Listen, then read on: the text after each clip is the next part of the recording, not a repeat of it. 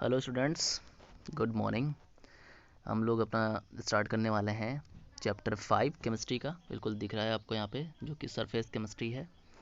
बिल्कुल वही प्रोसेस, पहले हम लोग क्वेश्चंस करेंगे और फिर हम लोग चैप्टर पढ़ेंगे वापस से, फिर हम कुछ इंपॉर्टेंट क्वेश्चन करेंगे और चैप्टर फिनिश हो जाएगा। देखो आप लोगों ने मैं बिल्कुल आशा करता हूँ कि ये जो पहला, इसके पहले जो चैप्टर था, चैप्टर नंबर 4 केमिकल काइनेटिक, आप लोगों ने बिल्कुल क्लियर कर लिया होगा। मैं उसका टेस्ट लेने वाला हूँ और उसका टेस्ट हो सकता है कि मैं कल तक ले लूँ या फिर मैं, हो सकता है कि अभी थोड़ी देर में मैं उसके टेस्ट के बारे में बात करूँ। पर आप लोग एकदम रेडी रहें क्योंकि हमने पूरा पढ़ा दिया है। तो आप उसका देखो, एक सबसे इम्पोर्टेंट बात कि आप पढ़ते जाएँ और नोट्स बनाते जाएँ, ठीक है। आप किसी का नोट्स मत बनाएं, लेकिन ये जो पहला टॉपिक आता है जो क्वेश्चंस का, इसका नोट्स ज़रूर रेडी करें बोर्ड के लिए, ताकि बोर्ड में आपको यही नोट्स, एक नोट्स पढ़ना होगा, मात्र एक नोट्स, प्लस अरिहंत की बुक या फिर जो प्रीवियस ईयर के क्वेश्चन की बुक कोई लाएंगे आप, एग्ज़ाम आइडिया। ये सीबीएसई के लिए, सीबीएसई वालों के लिए है। ईपी बोर्ड वाले बच्चे हमारे जो होंगे वो ये नोट्स बना लें, और नोट्स के साथ साथ उनको मैं कुछ अपने एक अलग से कुछ नोट्स और दूंगा, तो उनको कोई बुक खरीदने की ज़रूरत नहीं पड़ेगी। बस वो प्रीवियस ईयर के क्वेश्चंस के बुक खरीद लें ताकि लगा डालें, ठीक है। यूपी बोर्ड वालों के लिए टिप्स रहेगा, ठीक है। तो इस तरह से सारा काम एक साथ चलता चला जाएगा। चलो स्टार्ट करते हैं आज का चैप्टर। तो देखिए पहला क्वेश्चन आपके सामने दिख रहा है, define the term Tyndall effect. Tyndall effect आ गया। टिंडल इफेक्ट अब इस चैप्टर में इंपॉर्टेंट है। टिंडल इफेक्ट अक्सर एग्जाम में कहीं ना कहीं नज़र आता है आपको, ठीक है। और टिंडल इफेक्ट होता है क्या, इतना समझ लो। जैसे आप कमरे में जब होते हो, ठीक है, तो कमरे में क्या होता है कि कहीं हल्की सी लाइट आती रहती है, पूरा कमरा पैक हो, हल्की सी लाइट आए, तो जब वो लाइट आती है, ठीक है, वो बीम आती है, तो उस बीम में क्या होता है, छोटे छोटे पार्टिकल्स आपको नज़र आते हैं। आपने देखा होगा ऐसे ही बहुत सारे पार्टिकल्स। तो इस तरह का इफेक्ट जो होता है वो टिंडल इफेक्ट कहलाता है। और ये मोस्टली आपको जो है किसी फॉरेस्ट में ज़्यादा देखने को मिलेगा। फॉरेस्ट में बहुत सारी लाइट एकदम लाइन से ऐसे पता नहीं कितनी बीम आती हैं, जो हमारे पेड़ होते हैं उसके थ्रू, है ना, ट्रीज़ के थ्रू बहुत सारे बीम्स आते हैं, तो वो टिंडल इफेक्ट कहलाता है। ओके, आगे पढ़ लेते हैं। When beam of light pass through a colloidal solution and viewed perpendicular to the path of the incident light, the path of light becomes visible, दिखने लगती है ना। This illuminated path is called, जो वो पाथ होता है illuminated, यानी एकदम दिखता हुआ, मतलब कि लाइट वाला पाथ जो होता है उसको टिंडल इफेक्ट कहा जाता है या टिंडल कोन कहा जाता है, ठीक है। टिंडल कोन कह लेता है और इस फिनोमेनन को टिंडल इफेक्ट कहते हैं। ये इफेक्ट ही टिंडल इफेक्ट होता है। तो देख लें, टिंडल इफेक्ट आपको समझ में आ गया होगा। आगे बढ़ते हैं। तो what is the coagulation. Coagulation समझे क्या होता है। कोगुलेशन बहुत ही इंपॉर्टेंट है। सिंपल सा फंडा है कोगुलेशन। जैसे मान लेते हैं कि हमने एक लिया, ये कोई बंतर, सॉरी कोई कंटेनर लिया, और उसमें बहुत सारे छोटे छोटे पार्टिकल ऊपर ही तैर रहे हैं, तो हम क्या करते हैं, उसमें फिटकरी मिला देते हैं। फिटकरी, एलम। कोगुलेशन के लिए एलम बहुत इंपॉर्टेंट होता है, ठीक है। फिटकरी मिला दो तो फिटकरी क्या होगा कि इस पार्टिकल पे जाके बैठ जाएगा और उसको धीरे धीरे उस पार्टिकल को कहाँ लेके जाएगा, नीचे बैठा देगा, बॉटम में। तो इस प्रोसेस को ही कोगुलेशन कहा जाता है, ठीक है। समझ गए होंगे आप। The process of setting of collider particle is called coagulation और प्रेसिपिटेशन, ठीक है। वही होता है, चाहे उसको प्रेसिपिटेशन कहो चाहे कोगुलेशन कहो। उसके बाद आता है क्वेश्चन नंबर 3 आपको दिख रहा है, इमल्सन। इमल्सन मतलब कि वही जब दो लिक्विड आपस में मिला दिए जाएँ और कोलाइडल सिस्टम हो तो उसको इमल्सन कहा जाता है, ठीक है। फिर आता है give an example of shape selective catalyst. Shape selective मतलब कि इसे छोटे छोटे पार्टिकल हैं, छोटे छोटे पार्टिकल हैं, और कोई एक अब्जॉर्बेंट आया, ठीक है। अब्जॉर्बेंट में छोटे छोटे पोर्स होंगे, छोटे छोटे पोर्स यानी उसमें छेद बने होंगे, और ये पार्टिकल उसी में जाके सेट हो जाते हैं, ठीक है। तो इस तरह के जो जो भी ये मेथड होते हैं, जो भी ये सिस्टम होता है, इसी को कहा जाता है सेप सेलेक्टिव कैटलिस्ट, ठीक है। तो ये आप देख सकते हैं लिखी हुई छोटी सी लाइन। बिल्कुल सीरियसली पढ़ें, माइंड में बैठा लें, बहुत आसान। उसके बाद फिर अगला क्वेश्चन आपके सामने है, जिसको बोलते हैं इलेक्ट्रोफोरेसिस। ये टर्म्स हैं, आपको टर्म्स को ध्यान देना है बस, उसके बाद कोई दिक्कत नहीं है। इलेक्ट्रोफोरेसिस, देखो इलेक्ट्रो वर्ड इसमें लगा हुआ है, यानी इलेक्ट्रिसिटी, यानी when electric current is pass through a colloidal solution. कोई कोलाइडल सॉल्यूशन है, उसमें इलेक्ट्रिक करंट पास करा दिया गया है, ठीक है। तो क्या होता है, पॉजिटिवली चार्ज जो होते हैं मूव करते हैं किस तरफ, कैथोड की तरफ, वाइल नेगेटिवली चार्ज किसकी तरफ जाते हैं, एनोड की तरफ। तो ये आपको पता ही है, या तो आपने पढ़ा हुआ है जब हम पढ़ रहे थे उसमें केमिकल केमिस्ट्री, ठीक है, तो वहाँ से हमने देखा था। तो where they lose their charge and get coagulate, मतलब क्या होता है, उनका चार्ज जो है छूट जाता है और कोगुलेट हो जाता है, यानी वो कहाँ इकट्ठा हो जाते हैं, या तो वो एनोड पे या तो कैथोड पे ही जमना स्टार्ट हो जाते हैं, ठीक है, कोगुलेशन होने लगता है उनका। तो इस तरह के फिनोमेनन को ही इलेक्ट्रोफोरेसिस कहा जाता है, क्या ये तो बिल्कुल समझ में आ गया होगा इलेक्ट्रोफोरेसिस क्या होता है। फिर वापस देखिए रिपीट हो गया क्वेश्चन कि what is the mean by shape selective catalyst. तो ये देखिए रिपीट होना, अब जो चीज़ रिपीट होना स्टार्ट हो जाए आप तुरंत समझ जाइए वो इंपॉर्टेंट हो गया।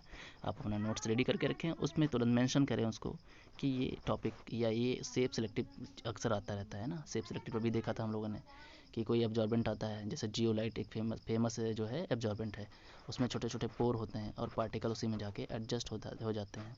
ठीक है, तो ये जो होता है इसको कहा जाता है सेप सेलेक्टिव कैटलिस्ट। ठीक है, फिर क्वेश्चन नंबर 7 आप देखेंगे, यहाँ पे लिखा हुआ है what are the lyophobic colloid give an example. ठीक है, बिल्कुल मज़ेदार क्वेश्चन आ गया। लायोफोबिक सोल्स क्या होते हैं? देखो एक सब्सटेंस ऐसे होते हैं, देयर सब्सटेंस लाइक मेटल हो तो उनका जो सल्फाइड होता है देयर सल्फाइड। ठीक है, फॉर एग्जांपल व्हेन सिंपली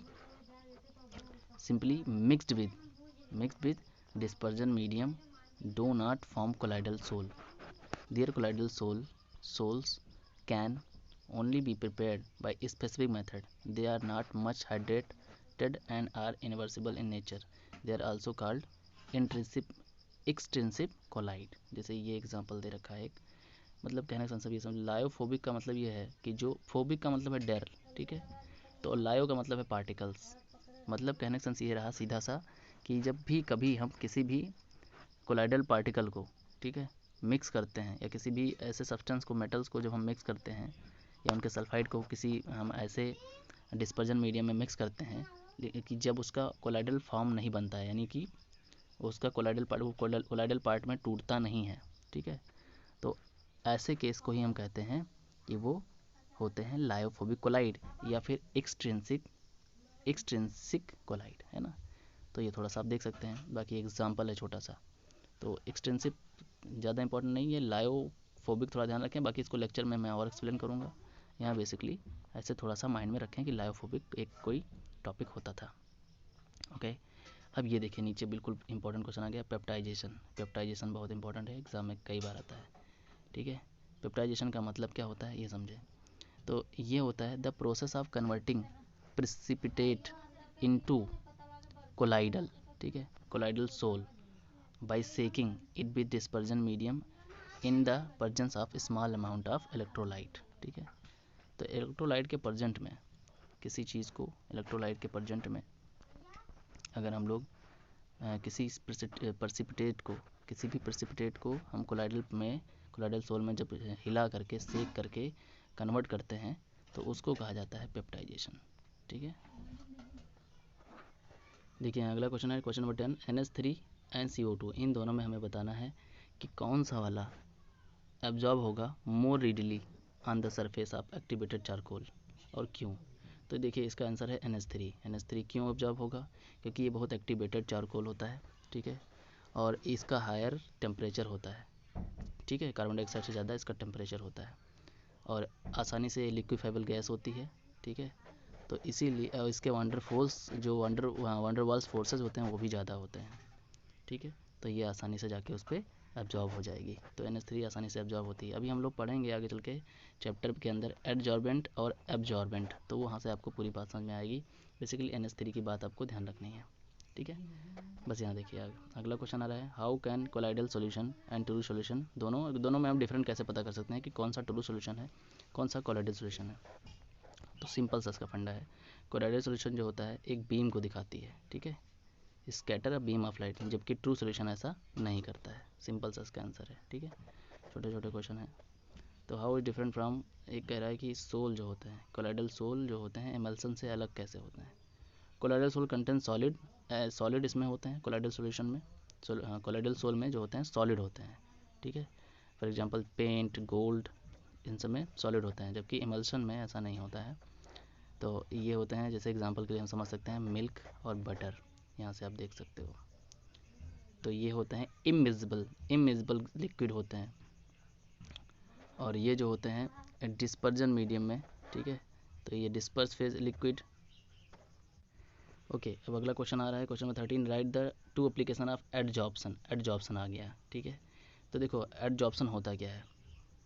देखो एक होता है एब्जॉर्प्शन, एक होता है एडजॉर्प्शन। तो ये पूरी डिटेलिंग मैं आपको जो है चैप्टर के अंदर दूंगा। यहाँ पे अभी आप कंफ्यूज हो जाएंगे कि कोई चीज़ जैसे अंदर जो है किसी के अंदर पूरी तरह से एब्जॉर्ब हो जाती है तो एब्जॉर्बेंट जो है वो एब्जॉर्बेंट होता है, और एडजॉर्बेंट जो होता है वो क्या होता है, वो सारी चीज़ें मैं आपको चैप्टर के अंदर समझा दूंगा। यहाँ पे मैं भी डिस्कस बिल्कुल नहीं करूँगा। बाकी थोड़ी बात समझ लो कि जो एडजॉर्प्शन है इसके बारे में क्वेश्चन बन जाता है, इसके एप्लीकेशंस पूछे जाते हैं। तो ये मतलब कहाँ यूज़ होता है, जैसे कि शुगर को डीकलराइजेशन करने के लिए इसका यूज़ किया जाता है, ठीक है। Gas mask, charcoal which absorb poisonous gas, ठीक है। माइंस यानी खान में जो खान्स होते हैं, उन खानों में हम लोग क्या करते हैं, पॉइजनस गैस को हटाने के लिए, उसको ऑब्जॉर्ब करने के लिए, ख़त्म करने के लिए ये एडजॉर्बेंट का यूज़ किया जाता है। फिर why do true solution not show Tyndall effect, ये फिर से वापस आ गया टिंडल इफेक्ट, वही वाली बात, क्योंकि अभी हमने देखा था कि कोलाइडल सोल जो था वो तो दिखाता था, ठीक है, वो तो दिखाता था बीम, तो वो तो टिंडल इफेक्ट दिखाएगा, बट ट्रू सोल्यूशन नहीं दिखाते। तो उसका आंसर हमें अब यहाँ मिल रहा है।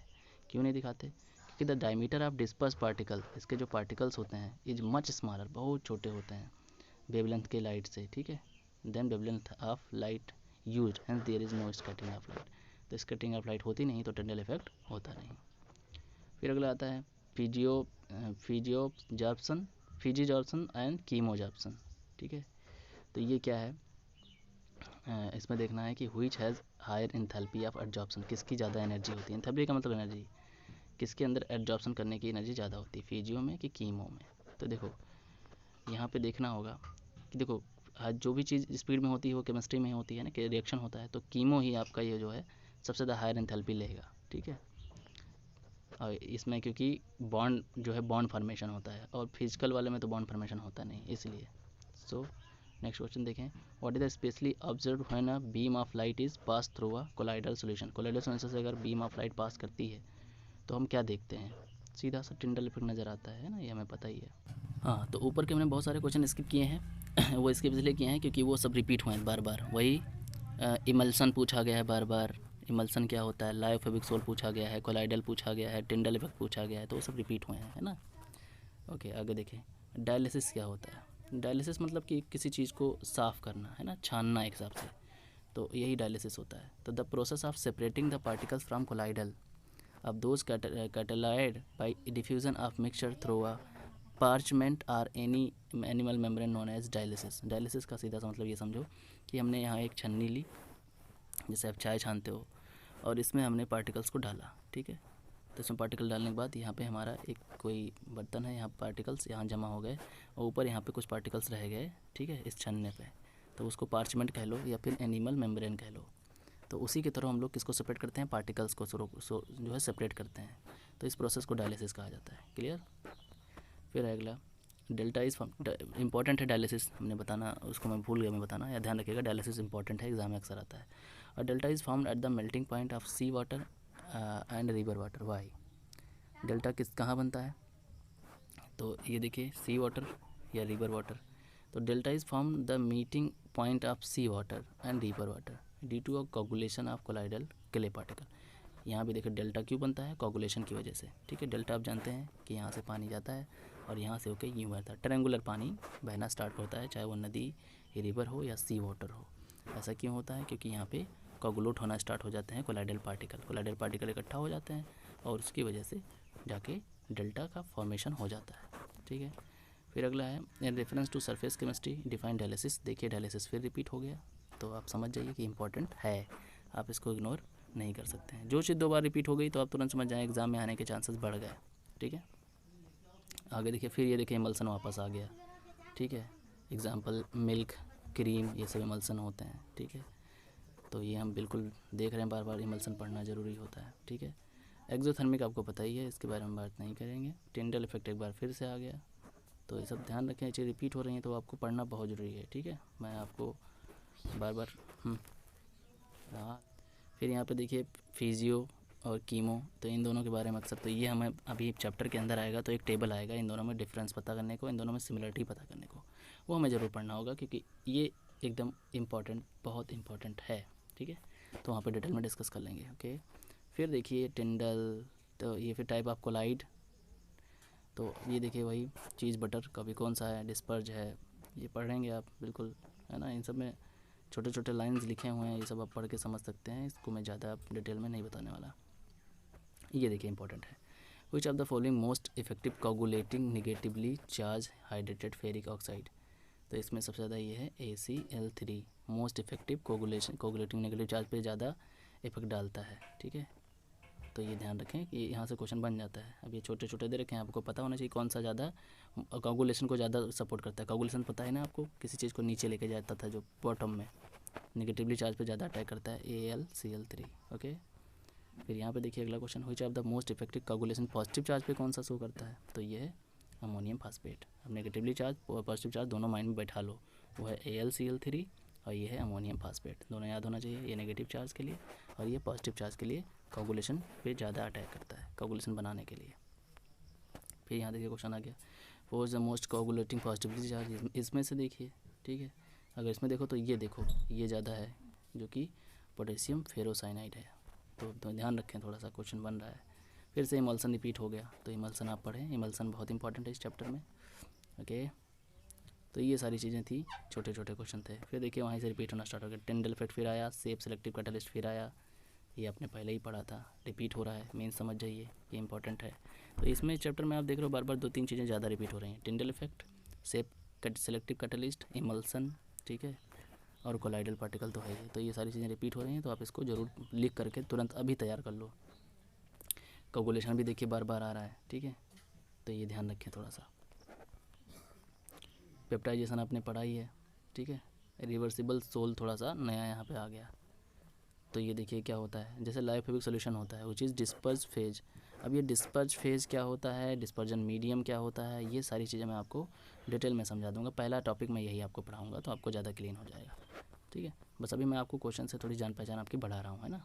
Name of the two group which is phenomenon of catalyst divided, तो होमोजीनियस हेट्रोजीनियस, दो तरह की कैटलिस्ट होती है, आप ये देख लीजिए, ठीक है।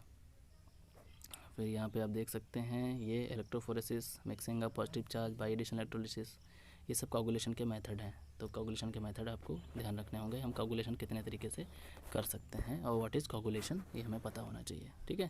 तो ये तीनों मेथड आप माइंड में बैठा लीजिए। कोगुलेशन इंपॉर्टेंट आ रहा है बार बार, सो आपको सीरियस हो जाना चाहिए। फिर आगे देखें, यहाँ पे आगे आएगा, यहाँ पे टर्म्स आ गए, एक ये है मिसल्स क्या होता है, एरोसोल क्या होता है। मिसल्स आपको पता होगा, आपने 10th क्लास में पढ़ा था, साबुन का जो पार्टिकल था उसको घेर लेता था, किसी भी जो है डस्ट पार्टिकल को उसको बाहर निकाल खड़ा करता था, है ना, ये सारी चीज़ें हैं। तो they are associated colloidal, colloidal particle होते हैं, ठीक है, जैसे सोप डिटर्जेंट का काम होता था। Aerosol is the colloidal solution of solid और लिक्विड, ठीक है। तो ये दोनों यहाँ से देख सकते हो, ये जैसे स्मोक, डस्ट, फॉग, मिस्ट, ये सब एग्जांपल हैं किसके, एरोसोल के। तो ये सारी चीज़ें हो गई। उसके बाद में अब देखते जाएं इम्पोर्टेंट क्या है। इमल्सन फिर से रिपीट हुआ, यहाँ पे देखिए फिर से वही इमल्सन के थोड़े वो पूछे गए एप्लीकेशंस। तो बार बार वही चीज़। अब ये देखिए मल्टी मॉलिक्यूलर और फिर माक्रो मॉलिक्यूलर, क्या डिफरेंस होता है। तो मल्टी में बहुत सारे मॉलिक्यूल्स होते हैं, माक्रो में बड़े बड़े मॉलिक्यूल्स होते हैं। देखिए मैं बहुत जल्दी जल्दी बता दे रहा हूँ, फटाफट ऐसे क्लीन करके थोड़ा समझा देता हूँ, पर आपको थोड़ा सा क्विक होना पड़ेगा कि आप समझ जाएँ तुरंत। वीडियो को पॉज करें, उसको नोट करें, आप इग्नोर मत करिए और उसको समझें, ठीक है, कि कौन सा मल्टी है और कौन सा माक्रो है। सारी चीज़ें, जितनी भी चीज़ें मैं फटाक से बता दूं, पर आपको सीरियस होकर उसको समझ लेना है और जान लेना है कि हाँ ये मेरे लिए इंपॉर्टेंट है, इसको हम ऐसे इग्नोर नहीं कर सकते। भले मैं इस पर कितनी स्पीड में पढ़ाता जा रहा हूँ, नो मैटर, लेकिन आपको थोड़ा सा सीरियस होकर पढ़ना होगा, ठीक है। तो ये चीज़ें हैं, ये मैं आपको चैप्टर में डिस्कस कर दूँगा, ये थोड़ा इम्पोर्टेंट है, यहाँ से कई क्वेश्चन बन जाएंगे।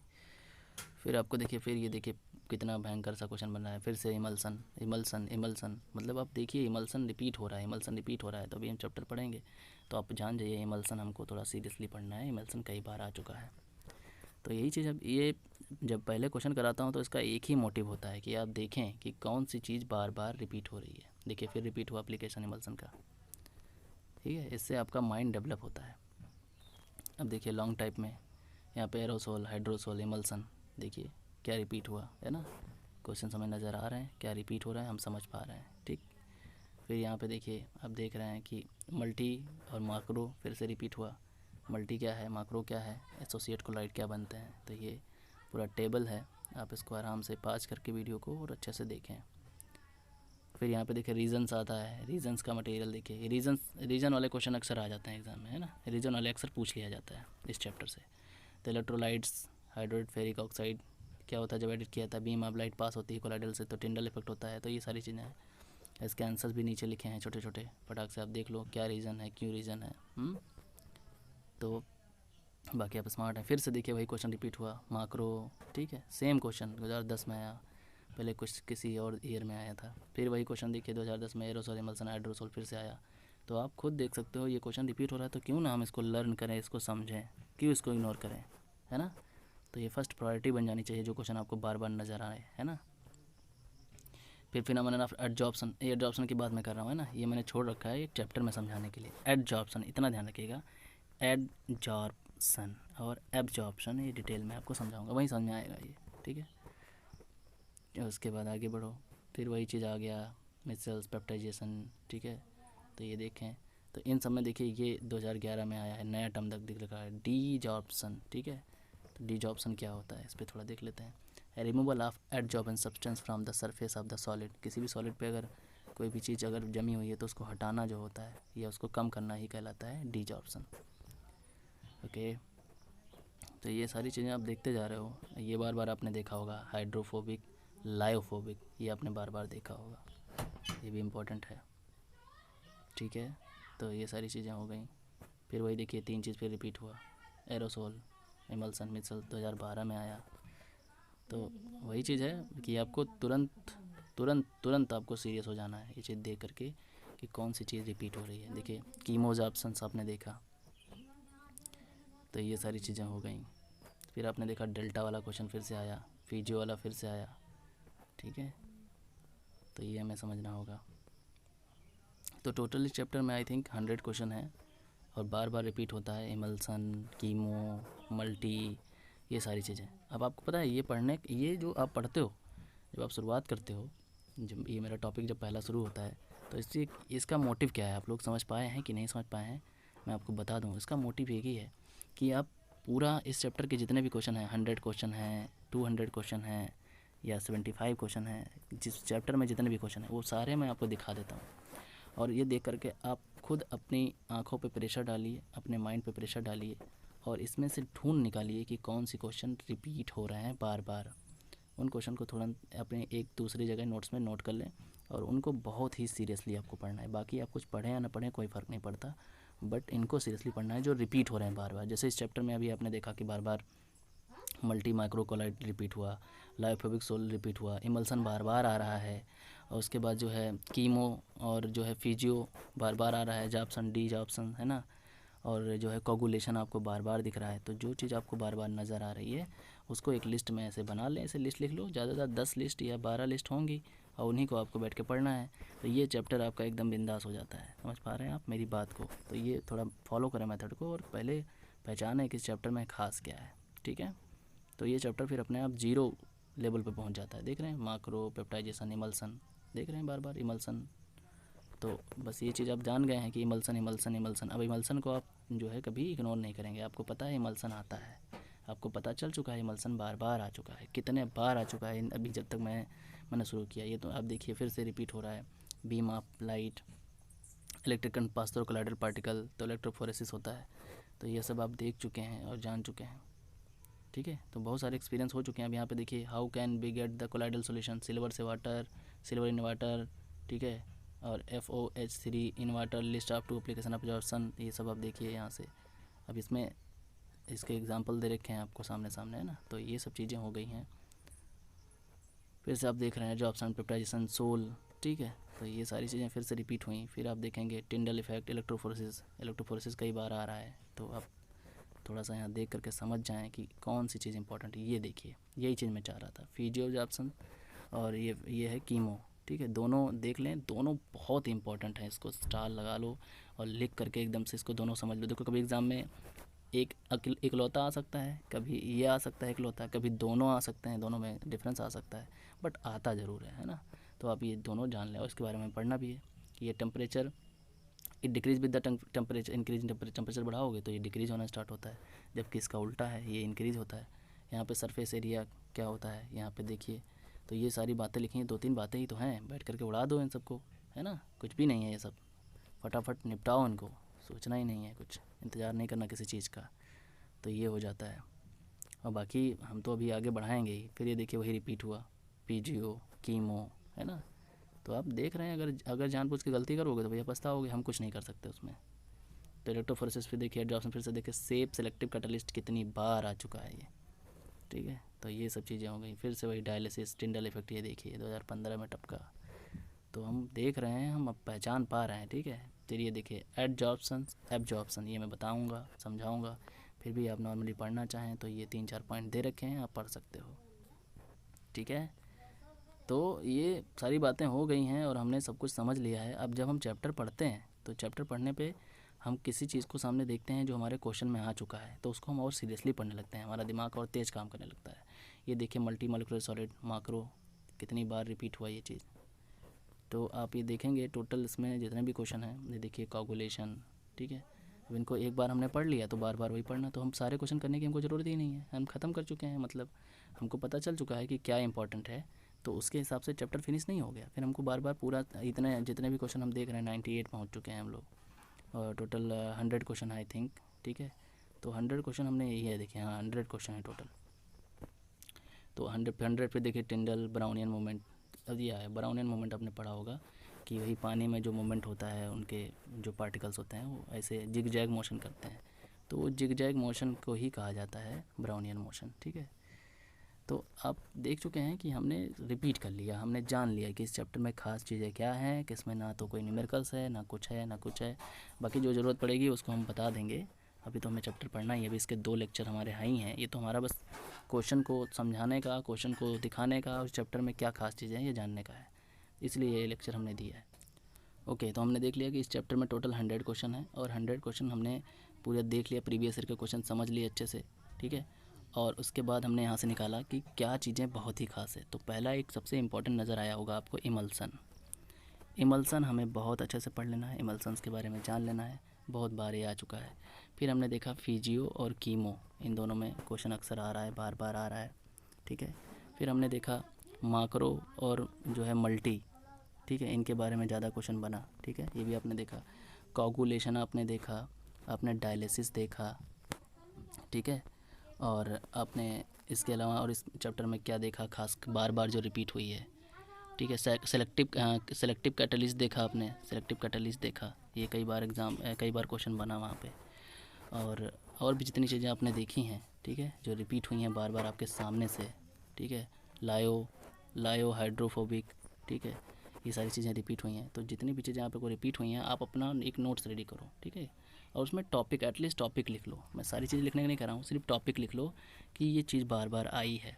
तो इससे आपका आप खुद ही मास्टर हो जाते हो, आपको खुद पता चलने लगता है कि ये रिपीट हो रहा है बार बार, मीन्स इसको पढ़ना बहुत ज़रूरी है अपने एग्ज़ाम के लिए, अपने बोर्ड के लिए।